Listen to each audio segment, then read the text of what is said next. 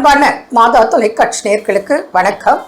இன்றைய நிகழ்ச்சியில் எலும்பு தேய்மானம், அது கழுத்து எலும்பாக இருக்கலாம், இடுப்பு எலும்பாக இருக்கலாம், கம்ப்ரஸ் ஆகிருக்கலாம், lumbar problem or cervical problem, எதுவாக இருந்தாலும் முடிந்த அளவு வித்தவுட் சர்ஜரி ட்ரீட்மெண்ட் இருக்கா அப்படிங்கிறது தான் இன்றைய மக்களோட கேள்வி.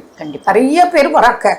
அதுவும் இப்போ ஒரே இடத்துல உட்கார்ந்து அதிக நேரம் வேலை பார்க்குற ஒரு சூழல், புரியுதுங்களா? இப்போ நைட்டு ஃபுல்லாக உட்காந்து வேலை பார்க்குறாங்க, டே டைம் ஃபுல்லாக உட்காந்து வேலை பார்க்குறாங்க.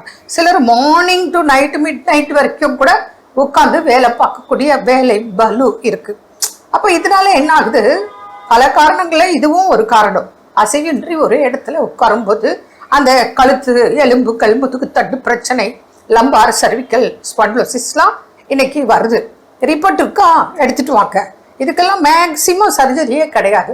சர்ஜரி இல்லாமல் குணமாக்கும் வழிமுறைகள் இருக்கு. யாரோ சிலருக்கு வேற வழியே இல்லைன்னா தான் சர்ஜரி. அதனால எடுத்த உடனே லம்பார்க்கோ சர்விக்கல்கோ சர்ஜரின்னு பயப்பட வேண்டாம். உதாரணத்துக்கு இப்போ ஒரு பேஷண்ட் நம்ம பார்க்கலாம். ஒருத்தர் ஆஃபீஸில் உட்காந்து ஒரு தப்பி ஒரு 30 வயது இருக்கும், ஒர்க் பண்ணிட்டு இருக்காரு. அவருக்கு முடியல, ஆல்ரெடி அவருக்கு இருந்திருக்கு சர்விக்கல் லம்பார் ரெண்டுமே பிரச்சனை இருந்திருக்கு. இதே போல ஒரு லேடி இருந்திருக்கு, ரிப்போர்ட் அனுப்பிச்சிருக்காங்க. அப்போ உட்காந்து வேலை பார்க்கும்போது அவங்களுக்கு தலை சுத்தல், மயக்கம், வாமிட், உட்காந்து வேலை பார்க்க முடியாத அளவுக்கு வலி. அவர் என்ன சொல்றாருன்னா, அந்த வலி தாங்க முடியல.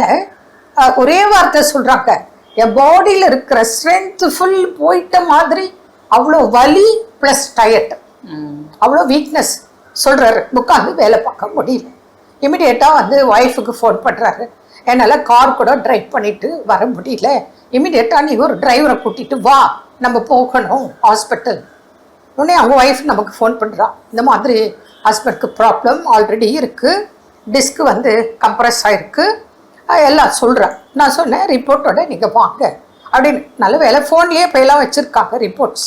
அது ஒரு ப்ளஸ், நல்ல விஷயம், வரவேற்கத்தக்கது.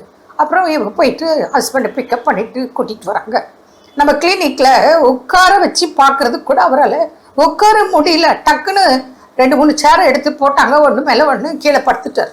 அவ்வளோ முடியாத அளவுக்கு வலி, வேதனை, அவ்வளோ டயர்டு, இரிட்டேட்டிங், டென்ஷன் ஆகுது.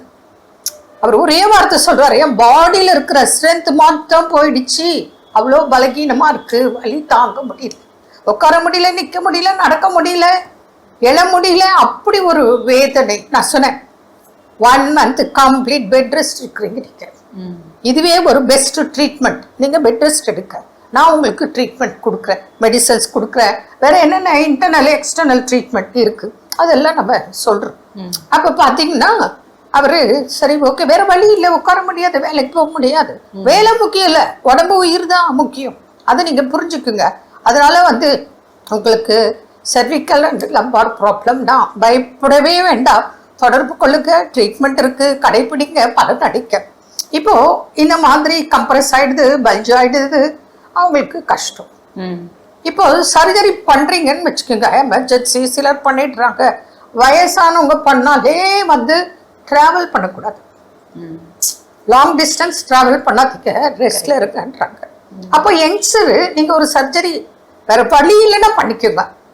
ஆனா அது போக விடாம நம்ம மேக்சிமம் பாதுகாக்க முடியுமா அப்படிங்கிறது நம்மளோட ட்ரீட்மெண்ட்டோட எய்மே. அதை மக்கள் புரிஞ்சுக்கணும். அப்போ இன்னொரு பேஷண்ட், ஒரு லேடி, அவங்களுக்கு இதே சர்விக்கல் அண்ட் லம்பார் ப்ராப்ளம் ரெண்டுமே இருக்கு. உடனே சொல்றாங்க ஆப்ரேஷன். அவளா குழந்தை பிறகு ஒரு 6 months தான் அவளுக்கு பேபி இருக்கு கையில். உடனே தொடர்பு கொள்றா. நான் சொன்னேன், இல்லைம்மா நீ பெட் ரெஸ்ட் எடு, ட்ரீட்மெண்ட் இருக்கு, ஃபாலோ பண்ணிக்கலாம், உனக்கு வித்தவுட் சர்ஜரி நீ க்யூர் பண்ணிக்கணும், உன் கையில் இருக்கு, சரின்னு சொல்லிட்டு அவங்களுக்கு டயட்டு, மெடிசன், முக்கியமாக எள்ளு, அப்புறம் பூண்டுப்பால், பச்சை உருளைக்கிழங்கு ஜூஸு, பைனாப்பிள், பப்பாளி, அத்திப்பழம், இதெல்லாம் அவங்கள சாப்பிட சொல்லிட்டு, மார்னிங் பிரேக்ஃபாஸ்டே ஃப்ரூட்ஸ் தான், இந்த ஃப்ரூட்ஸ் தான், அப்புறம் வெஜிடபிள் சூப்பு, அப்புறம் என்னென்ன சாப்பிடணும், என்ன சாப்பிடக்கூடாது, complete bed rest, internal medicine, external oil treatment. அந்த ஆயிலை கொடுத்துட்டு ஒரு நாளைக்கு 5 times எக்ஸ்டர்னல் அப்ளை பண்ணிட்டு, ஜஸ்ட் அப்ளை, உருவறது நீவறதெல்லாம் சொல்லுவாங்க நம்ம பேஷண்ட், அதெல்லாம் பண்ணவே வேண்டாம், ஜஸ்ட் அப்ளை பண்ணிட்டு ஒரு 20 minutes கழிச்சு ஹாட் வாட்டர் ரப்பர் பேக்ல ஒத்தடம் ஒரு 5 டைம்ஸ் கொடு, கம்ப்ளீட் பெட் ரெஸ்ட் எடுப்பாரு, உனக்கு சரியாயிடும். ஒன்லி நீங்க வாஷ்ரூம் போகலாம், சாப்பிட எழுந்து உட்காரலாம், அதர்வைஸ் அமைதியா படுத்திருக்கு. இப்படித்தான் நிறைய பேஷண்ட்க்கு ட்ரீட்மெண்ட் கொடுத்து இன்னைக்கு வித்தவுட் சர்ஜரி ரொம்ப ஹாப்பியா நல்லா இருக்காங்க. அதனால ட்ரீட்மெண்ட் இருக்கான்னா இருக்கு.